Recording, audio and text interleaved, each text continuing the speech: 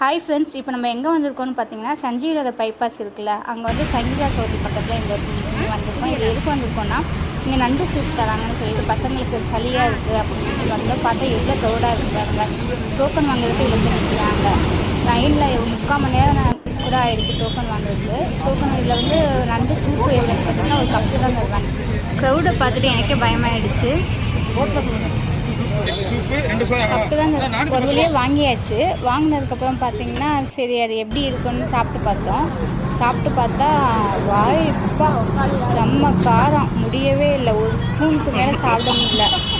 என்ன பண்ணுறது, வாங்கிட்டோம்னு சொல்லிட்டு சிரிச்சுக்கிட்டே அழுதுகிட்டே என் ஹஸ்பண்டுக்கு கண்ட தண்ணி வருது. அவ்வளோலையும் சாப்பிட முடியல.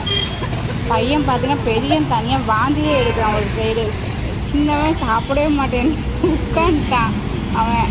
அப்புறம் என்ன பண்ணுறது, காசு வாங்கி வேஸ்ட்டாக போயிடுங்கன்னு சொல்லிட்டு கஷ்டப்பட்டு சாப்பிட்டோம்.